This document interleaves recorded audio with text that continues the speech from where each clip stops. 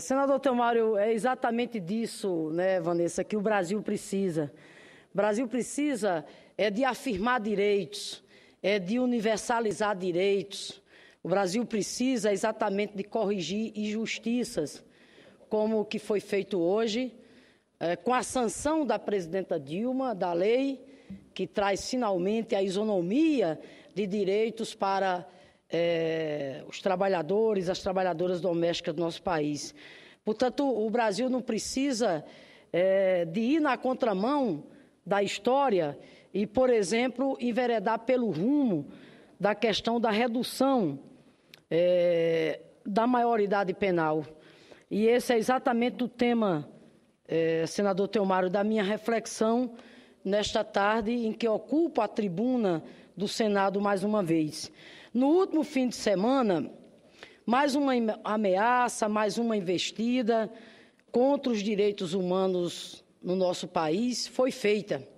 Me refiro exatamente à fala do presidente da Câmara, deputado Eduardo Cunha, quando a imprensa noticiou nesse final de semana, quando ele destacou que após a conclusão da reforma política, aliás, reforma política não, porque o que está sendo aprovado na Câmara dos Deputados é uma contra-reforma, mas isso será objeto, né, de um pronunciamento nosso em outra ocasião. O fato é que eu quero aqui colocar que o deputado Eduardo Cunha disse que após a conclusão da reforma política, colocará para votação em plenário até o final deste mês, a PEC 17193, que prevê a redução da maioridade penal no país de 18 anos para 16 anos. O presidente da Câmara também propõe, aliás, que a sugestão passe por um referendo a ser feito junto com as eleições municipais de 2010. É evidente que ele sugere esse referendo porque, né, dado ainda a necessidade de um maior aprofundamento sobre o tema, dado inclusive os aspectos do ponto de vista da comoção, né, que envolve esse tema, ele sugere esse referendo porque acha que a maioria da população é favorável à redução exatamente da maioridade penal.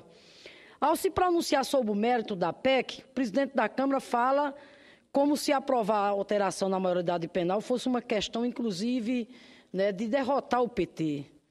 Meu Deus, isso é um sentimento muito pequeno, né? Muito pequeno esse sentimento.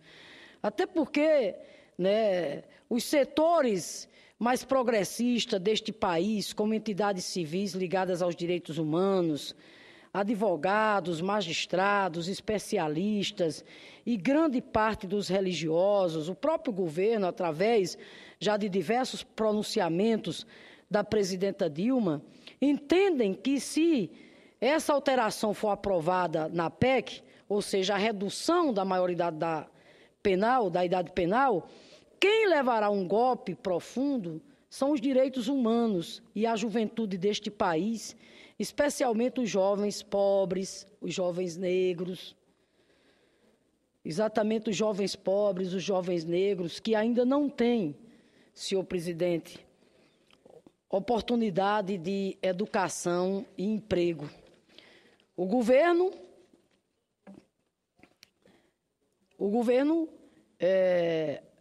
anuncia, né, que criou uma comissão de ministros exatamente para estudar uma proposta alternativa à PEC, que tramita aqui na Câmara, prevendo mudanças na legislação para penalizar mais severamente adolescentes que cometem crimes contra a vida e os adultos que aliciarem menores para o mundo do crime. Então, quero colocar aqui que o governo, portanto, ao contrário do que defende o presidente da Câmara, Eduardo Cunha, né, prefere e defende endurecer a lei para punir adultos que usarem menores de 18 anos em crimes.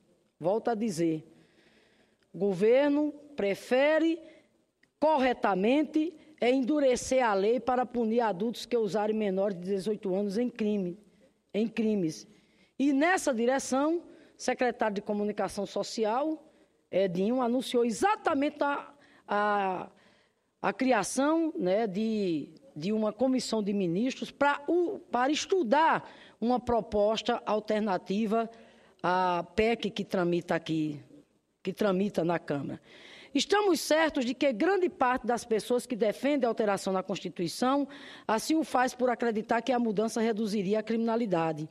Consideramos que se a população tiver acesso às reais informações sobre os índices de criminalidade entre os menores, não será a favor dessa redução. E mais, muitas pessoas desconhecem que a PEC não contribui em nada para reduzir os índices de criminalidade do país.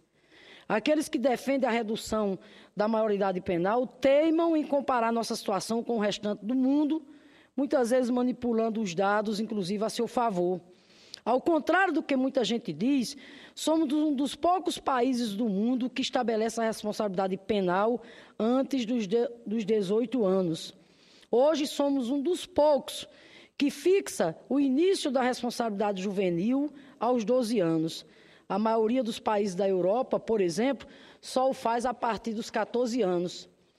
Responsabilizar jovens como jovens é uma coisa, e isso, inclusive, já é feito. Agora, punir jovens como se adultos fossem é outra completamente diferente.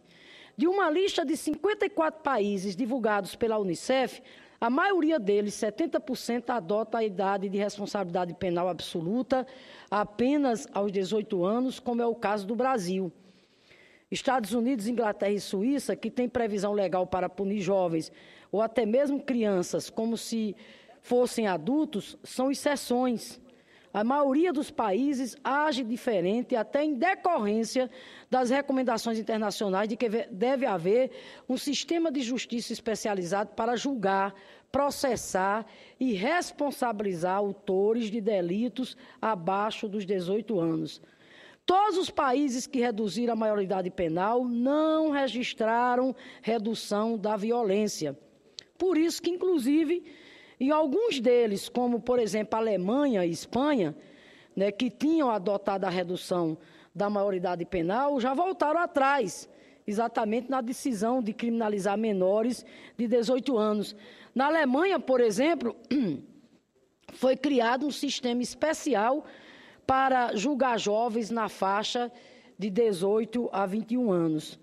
E no que diz respeito aos percentuais de cometimento de crime, será que os defensores da redução da maioridade penal sabem que menos de 1% dos homicídios cometidos no país tem como autores menores de 18 anos? Os dados são do Ministério da Justiça e da Unicef, que também informam que dos 20 mil adolescentes que cumprem medidas socioeducativas, apenas 11% cumprem pena por assassinato. A maioria, 43,7%, cometeu crimes contra o patrimônio, como furto e roubo. Outros 26,6% estão presos por envolvimento com o tráfico de drogas. E com relação, senhor presidente, outro dado também aqui para reflexão, e com relação a reincidências, enquanto 70% dos adultos presos voltam a cometer crimes, apenas 20% dos jovens que cumprem medidas socioeducativas infringem novamente a lei. O Estatuto da Criança e do Adolescente, o ECA, é uma das legislações mais avançadas do mundo. E isso é reconhecido, né, por especialistas, né, por autoridades no assunto. Ao elaborá-la, o legislador escolheu privilegiar, através do ECA, medidas socioeducativas com caráter predominantemente educativo e não punitivo, o que não significa, de maneira nenhuma, passar a mão na cabeça ou deixar que impere a impunidade. Na verdade, nosso país, o Brasil, já possui uma das menores idades para a responsabilidade juvenil, que é de 12 anos, como já falamos.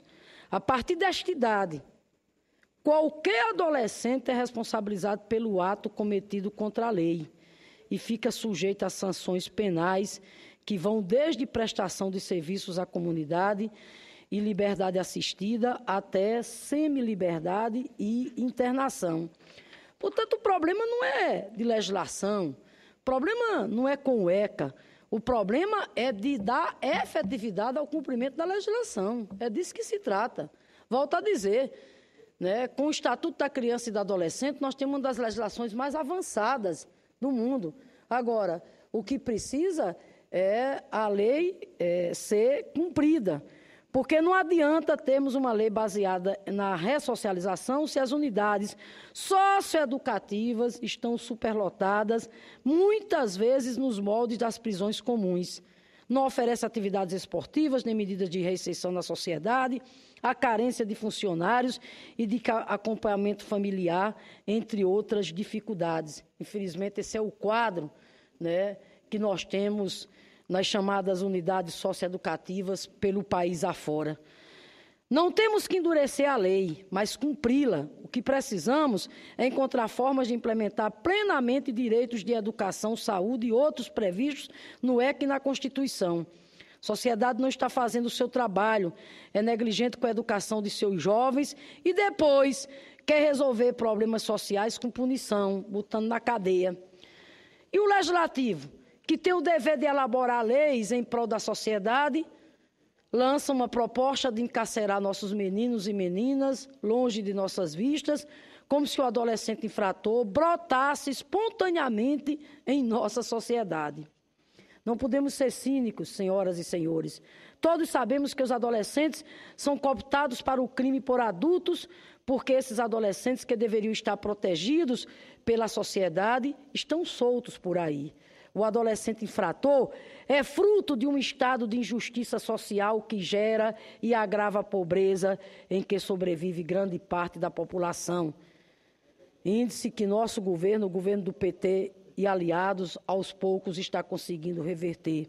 Os jovens precisam de mais atenção, oportunidade, proteção e formas de integração à sociedade. Se forem colocados na prisão como adultos, serão violentados, entrarão em contato direto com os mais perigosos criminosos, aprenderão técnicas criminosas muito bem elaboradas e sairão dali, ainda jovens. Muitas vezes, repito, né, se forem colocados na prisão,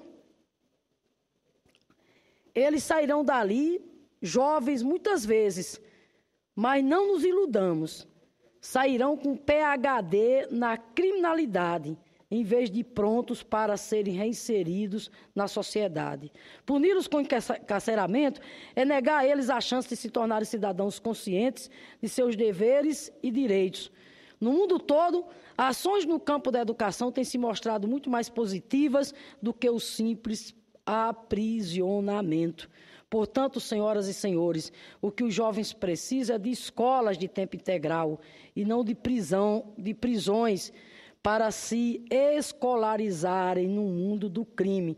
Vou repetir, o que os jovens precisam é de escola de boa qualidade, escolas inclusive em tempo integral e não de prisões para se escolarizarem no mundo do crime. Em vez de estarmos discutindo aqui punições, deveríamos estar discutindo formas de manter nossos meninos e meninas longe exatamente da criminalidade. Então, senhor presidente, é essa reflexão que faço na tarde de hoje, mais uma vez, chamando a atenção exatamente aqui do Senado Federal, para os que nos ouvem, que nos assistem nesse exato momento, da necessidade que a sociedade tem, senador Teomário, de estar mobilizada, vigilante. A escalada conservadora em curso no nosso país, capitaneada pelo presidente da Câmara, continua em marcha. A reforma política que nós estamos aí acompanhando é um absurdo, né? Uma reforma política que está se constituindo numa verdadeira contra-reforma, porque, na verdade, o que foi aprovado até o presente momento na Câmara dos Deputados não vem na direção, em nenhum momento, de corrigir os erros e as distorções. A Câmara já aprovou a terceirização, liberando para todas as atividades fins, matéria essa que está aqui no Senado e que nós, se Deus quiser, vamos derrotá-las, vamos corrigir. E agora, insiste exatamente no tema da redução da maioridade penal, ou seja, é a agenda conservadora em curso, daí porque a necessidade, repito, da gente estar aqui mobilizado, fazer o bom debate, a boa discussão, e o Senado Federal, né, com o envolvimento da sociedade, porque é muito importante que a sociedade venha aqui para dentro do Congresso Nacional, porque o Senado, ouvindo as vozes da sociedade, a gente possa exatamente deter essa marcha conservadora em curso nesse exato momento, inclusive agora, quando ele diz que quer colocar a PEC da redução, né, da maioridade penal. Somos contra por tudo aquilo que aqui já acabamos de falar, porque não é disso que os nossos jovens precisam. Os nossos jovens precisam de mais oportunidade de emprego, de educação, de cultura. É disso exatamente que os nossos jovens precisam e têm direito. Muito obrigada.